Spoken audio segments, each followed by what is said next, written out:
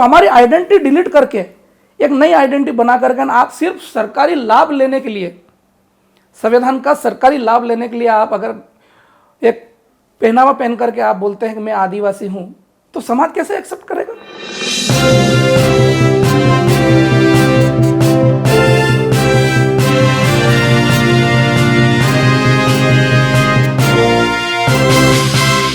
जयपाल मुंडा जी का conversion, already उनका conversion था, तो वो व्यक्ति हमारी ट्रेडिशनल को नहीं जानता, हमारी पहचान को नहीं जानता। जो व्यक्ति बाहर रहा है, पादरी की शिक्षा लिया, उस व्यक्ति को हमारा समाज की आइडेंटिटी के लिए उसको समिति का अध्यक्ष बनाया।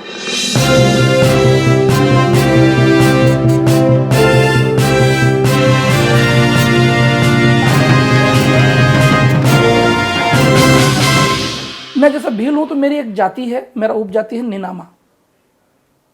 मैं क्योंकि हमारी परंपरा है, पहचान है, तो मैं निनामा हूं, मैं निनामा लिखता हूं। अब आप ये मीणाओं के बारे में पूछेंगे तो मीणाओं की भी कोई उपजाति तो पूछो।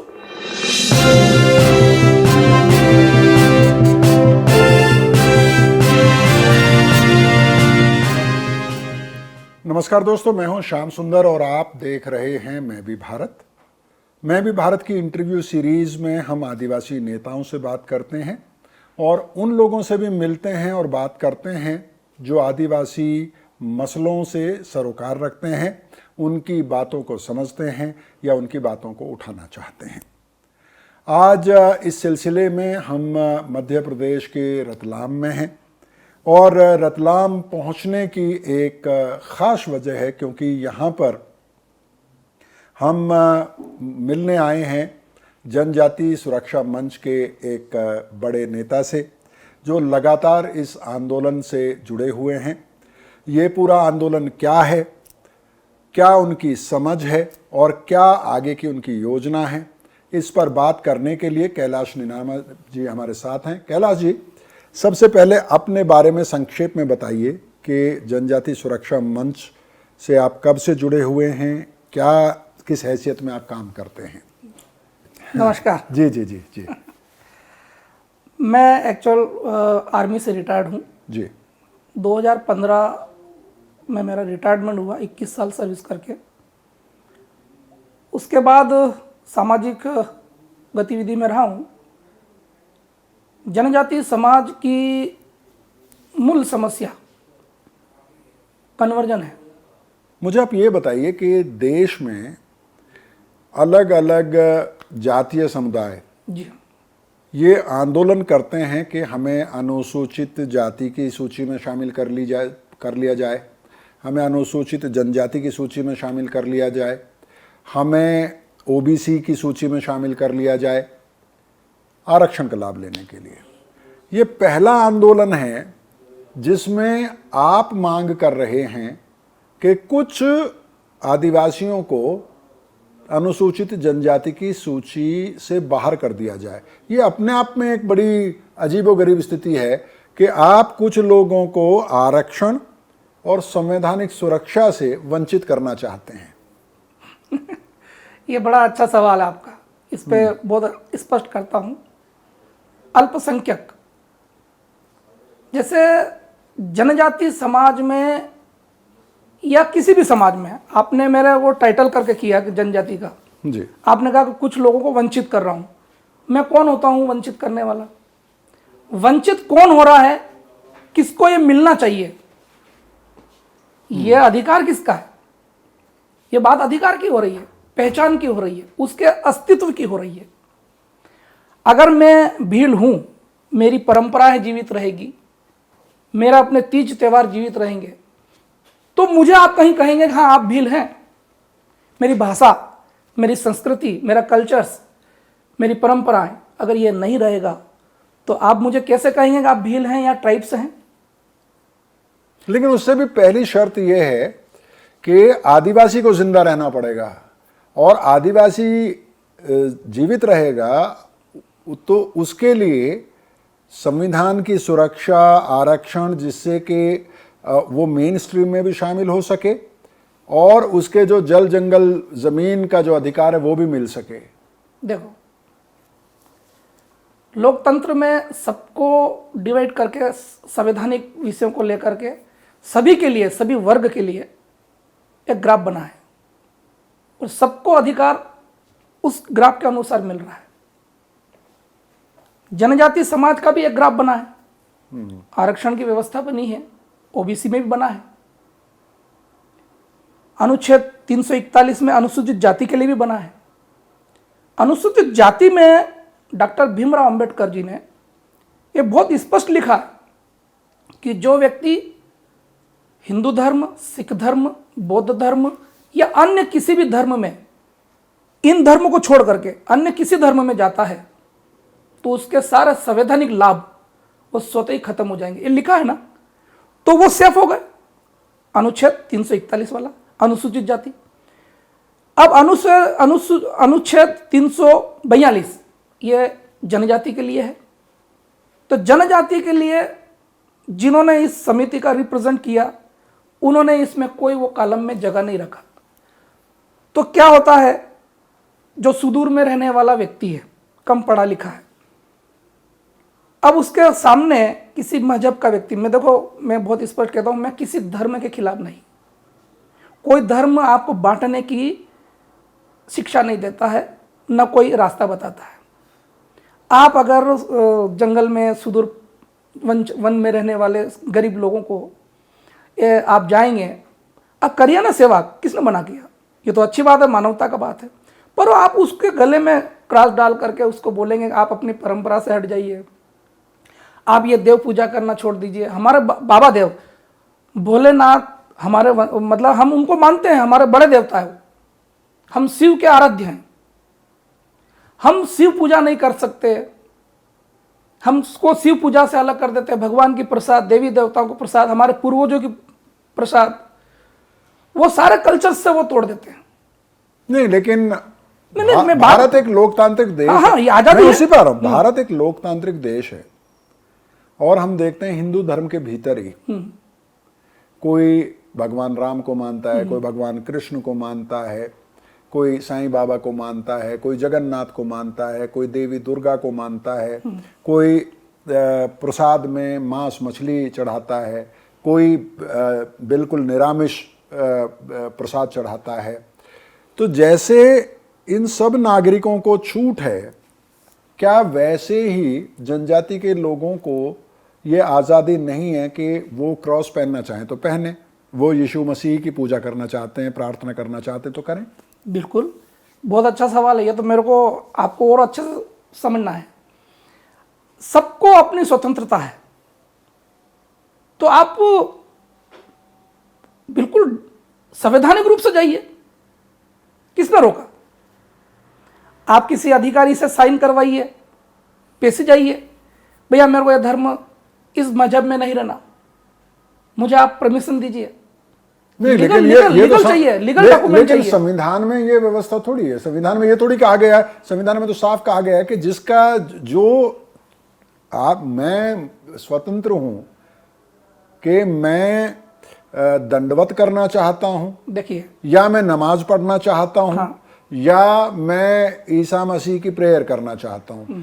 धर्म चुनने का अधिकार नागरिकों को दिया गया है, कहीं भी बसने का अधिकार नागरिकों को दिया गया है। देखिए, जनजाति की कुछ व्यवस्थाएं बनी है, उसका कोई डॉक्यूमेंट भारत की आज़ादी के बाद या उसके पहले जो डॉक्यूमेंट मेंटेन किए हैं, हमारी एक सभी की है, भाटों की व्यवस्था।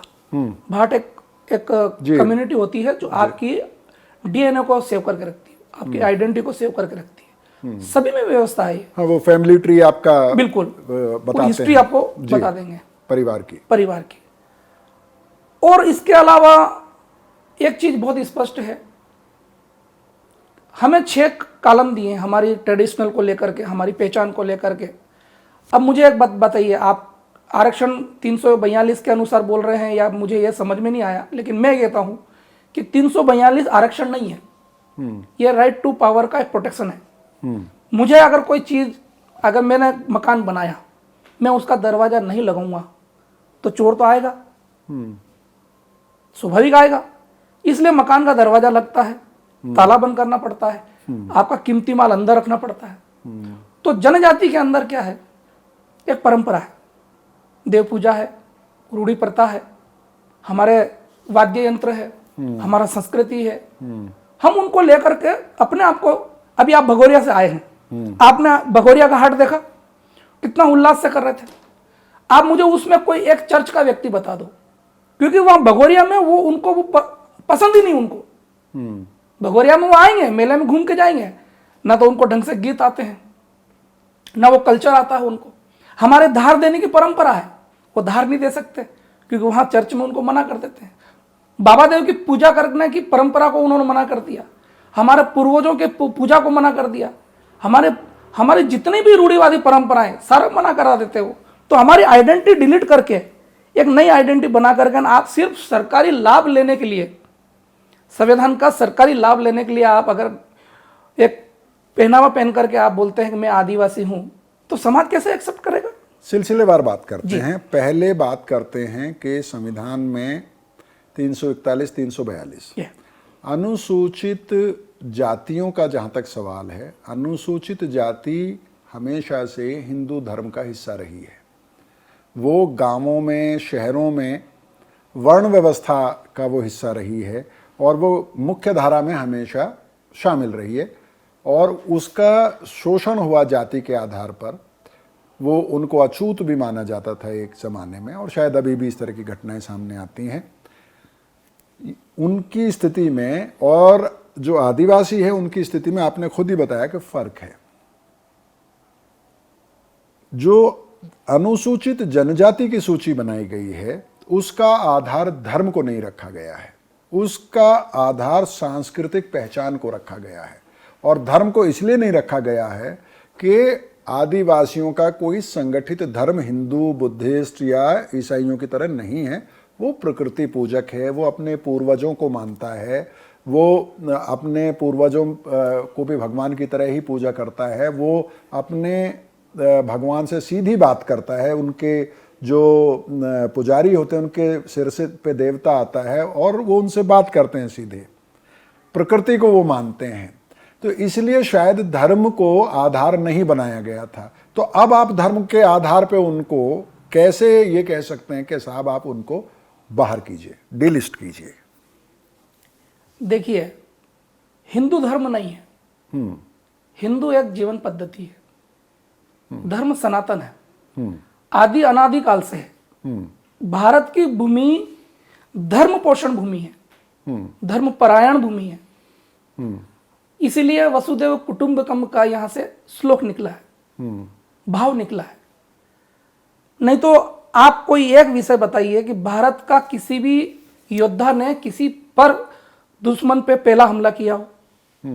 हमारा भारत का पहचान कोई हिस्ट्री से हमको बताया कि हम भारत नहीं, भारत तो आदि अनादि काल से राम को जब हम मानते हैं, राम का हम हिस्ट्री पढ़ते हैं, तो सबरी का भी तो उल्लेख है उसमें, निषाद राज का भी उल्लेख है उसमें। तो ऐसे उनके साथ में जो जीवन उनके साथ में चलने वाले लोग, और जिन रामायण की आप बात कर रहे हैं उनके वाल्या भील, जो डाकू वाल्या भील रामायण का रचयिता था, राम भगवान के पूरे जीवन को उन्होंने आत्मसात करके पढ़ लिया और उन्होंने पूरी रामायण को लिख दिया। वो आज संसार पढ़ रहा है। नहीं, लेकिन क्या आप ये मानते हैं कि आदिवासी प्रकृति पूजक होता है और शायद इसीलिए धर्म को आधार नहीं बनाया गया? देखिए, प्रकृति मीन्स क्या? जल देवता है जी, वायु देवता है जी, पवन देवता है, पृथ्वी देवता है, मातृभूमि को हम देवी मानते हैं, पोषण देती है। तो हम इसका डेफिनेशन किसी उसके लेकर के नहीं, हमको धर्म के कोड से वंचित रखा। यह षड्यंत्र मैं आपको पहले ही बता चुका कि किसी भी राजनीतिक के लिए बहुमत चाहिए, वोट बैंक चाहिए।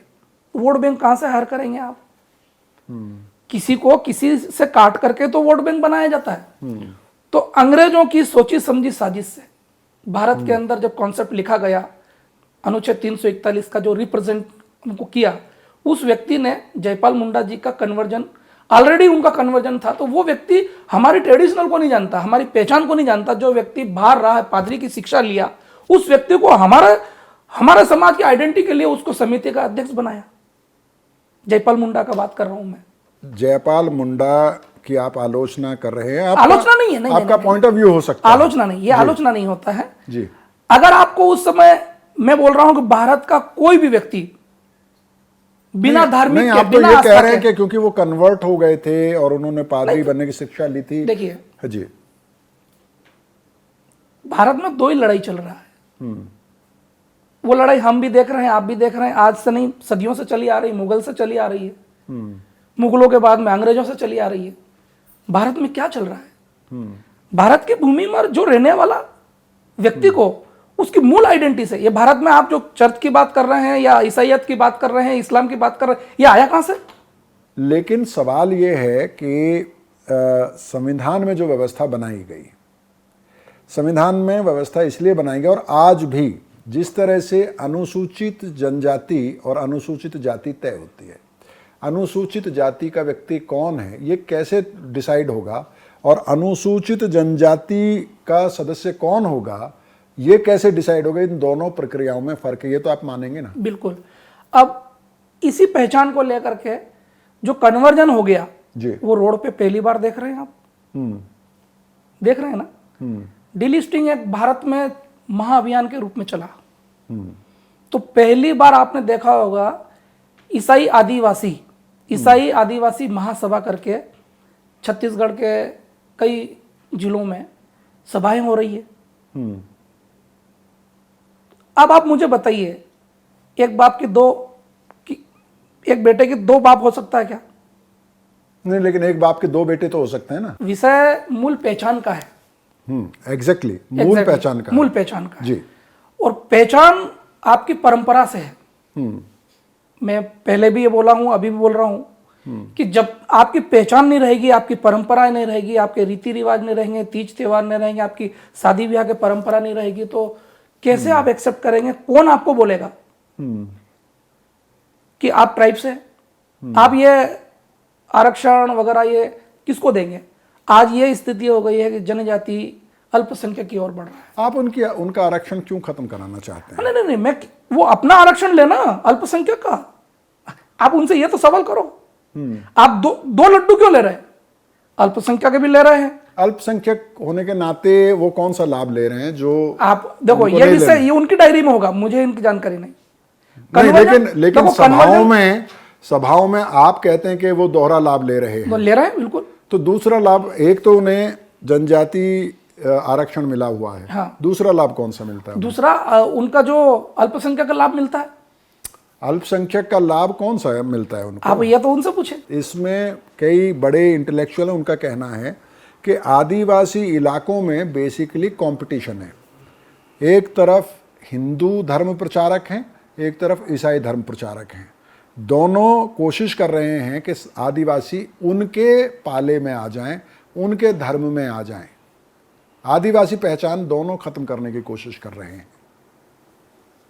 देखिए, कोई किसी की पहचान कौन खत्म कर रहा है, यह विषय आपने ही छेड़ा अभी मेरे सामने।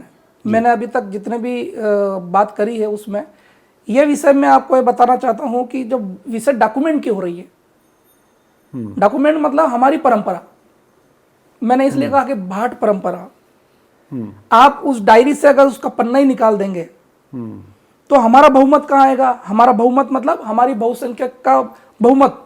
हम कैसे अपनी आरक्षण की जो व्यवस्था उसको सही रख पाएंगे?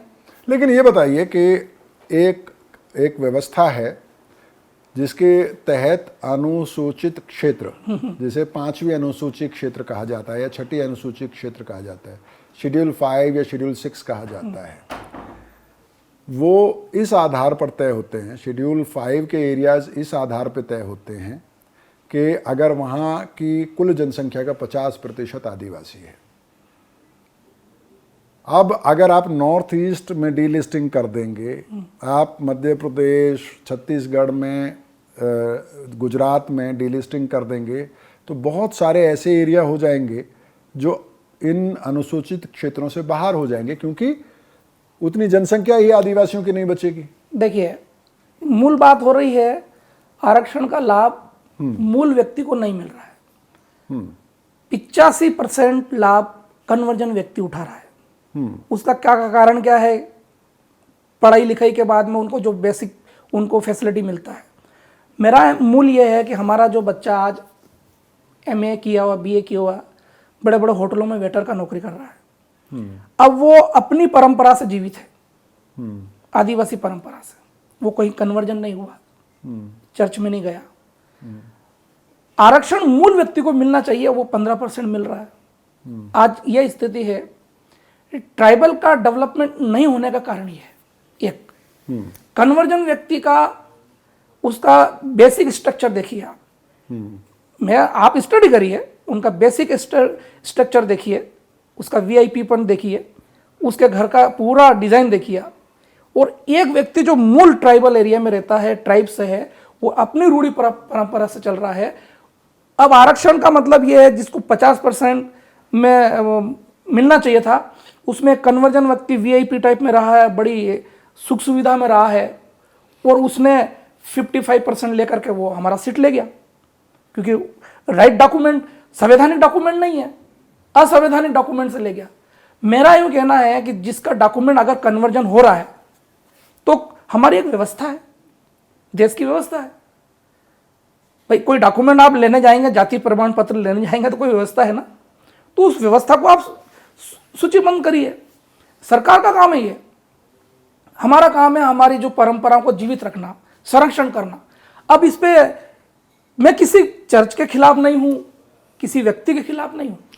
मानवता का भी एक मूल ये होना चाहिए कि हमें जो राइट पावर है वो हमको और उनको है, हम उनके कोई हस्तक्षेप नहीं कर रहे, बिल्कुल नहीं कर रहे। जब आप ये कहते हैं कि ईसाई लोग जो हैं वो मूल आदिवासी का हक मार रहे हैं, ऐसी ही बहस कई राज्यों में, जैसे राजस्थान में मीणाओं के बारे में ये कहा जाता है कि मीणा जो है सारा आरक्षण का लाभ लेके चले जाते हैं।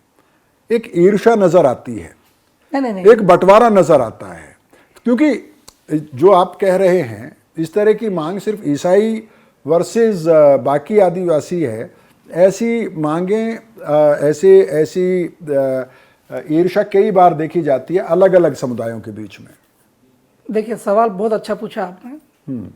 ये सवाल स्वाभिमान से भी है, मूल भावना जो है। और दूसरा ये है कि जनजाति भारत में 700 से ज़्यादा कम्युनिटी का एक कॉन्सेप्ट है जी। लगभग 728 जातियों का एक समूह है, बहुत बड़ा बिग समूह है। अब उनमें आप देखेंगे तो पूरे भारत में भील सबसे ज़्यादा है, भील कम्युनिटी का वर्चस्व ज़्यादा है, बहुमत ज़्यादा है। सेकंड आता है गोंड, फिर आता है उराव, फिर संताल, फिर को इस तरह से आता है। लेकिन अपन मैं जो बोल रहा हूं वो सिर्फ भील और गोंड और यहां तक आ रहे हैं। लेकिन अब इसमें मैं जैसा भील हूं तो मेरी एक जाति है, मेरा उपजाति है निनामा। मैं क्योंकि हमारी परंपरा है, पहचान है, तो मैं निनामा हूं, मैं निनामा लिखता हूं। अब आप ये मीणाओं के बारे में पूछेंगे तो मीणाओं की भी कोई उपजाति तो पूछो, डॉक्यूमेंट है तो डॉक्यूमेंट में स्पष्ट है। भाई उपजाति क्या है आपकी, आपकी उपजाति शो करिए, आपकी आइडेंटिटी शो करिए। वहां गड़बड़ हो रहा है। जब आप मीणा कॉन्सेप्ट तो लिख दिया, मीणा मतलब ST नहीं है, आप उपजाति बताइए उसमें। लेकिन आपके ऊपर आरोप ये है, आपके मंच के ऊपर, जनजाति सुरक्षा मंच के ऊपर आरोप ये है कि आप असल में एक बड़ा एजेंडा है हिंदू राष्ट्र बनाने का भारत को, और आप इसलिए जो जनजाति इलाका है उसमें डीलिस्टिंग का मुद्दा जो है वो लगातार उठा रहे हैं। देखिए, डीलिस्टिंग आज का विषय नहीं है न कल का विषय। ये विषय तो लगभग 40-45 साल पुराना है। 1967 में इस विषय को लेकर के उड्डयन मंत्री रहे कांग्रेस सरकार में श्री कार्तिक उराव जी जनजाति के हितों को लेकर के उन्होंने अध्ययन किया, क्योंकि उनके साथ खुद ये विषय घटा। जी। तो उन्होंने इस पर अध्ययन किया, एक जॉइंट पार्लियामेंट कमेटी का एक रिपोर्ट भी बना। 348 सांसदों का इस बिल के ऊपर हस्ताक्षर किया हुआ 1967 में उस समय की प्रधानमंत्री श्रीमती इंदिरा गांधी जी के सामने उनकी टेबल पे रखा है। यह विषय आज तक किसी ने उल्लेख नहीं किया। 348 सांसद, मतलब एक लोकसभा में 10 से 15 लाख का पॉपुलेशन होता है। 10 से 15 लाख की पॉपुलेशन, अगर 348 का बहुमत अगर मानेंगे सांसदों का, एक संसद में 10 से 15 लाख आता है। उस समय 1967 की पॉपुलेशन के अनुसार देश की कुल आबादी कितनी हुई? 95% मान लीजिए आप, या 85% मान लीजिए। तो बहुमत कितना हुआ? इन सांसदों ने हस्ताक्षर किया इस बिल के ऊपर, और श्रीमती इंदिरा गांधी जी को उस समय ये बिल साइन किया और पेश किया, जिसमें 26 राज्यसभा सांसद थे। उन्होंने ये बिल देखा और उसके बाद में निर्णय लेने के लिए आखिरी सत्र में इसका विचार करेंगे करके इस बिल को पेंडिंग रख दिया। पेंडिंग रखने के पीछे क्या है? मेघालय, अरुणाचल के चीफ मिनिस्टर दिल्ली आदम के, और उन्होंने समर्थन से सरकार बनी थी। उन्होंने कहा कि भैया आप बिल अगर पास करते हैं तो हम आपसे समर्थन ले लेंगे और आपकी सरकार गिरा देंगे। ये डर की वजह से 1967 की सरकार बचाने के वजह से ये बिल पेंडिंग पड़ा है, आज भी पड़ा है। बहुत बहुत शुक्रिया कैलाश नीनामा जी, आपने बहुत साफ गोई से हमारे सवालों के जवाब दिए। तो दोस्तों, मुझे उम्मीद है कि जनजाति सुरक्षा मंच के नेता कैलाश नीनामा जी ने जो बातें कही हैं और जो हमने सवाल पूछे हैं, इस विषय पर आपको कुछ क्लैरिटी मिली होगी। दोस्तों, आदिवासी भारत में जो मुद्दे हैं उनको हम आपके सामने लाते रहते हैं। मेरी आपसे भी गुजारिश है कि कैलाश नीनामा जी से ये जो हमारी बातचीत हुई है उस पर आपकी क्या राय है, आप क्या कहना चाहते हैं, वो कमेंट बॉक्स में ज़रूर बताएं। बहुत बहुत शुक्रिया। Thank you.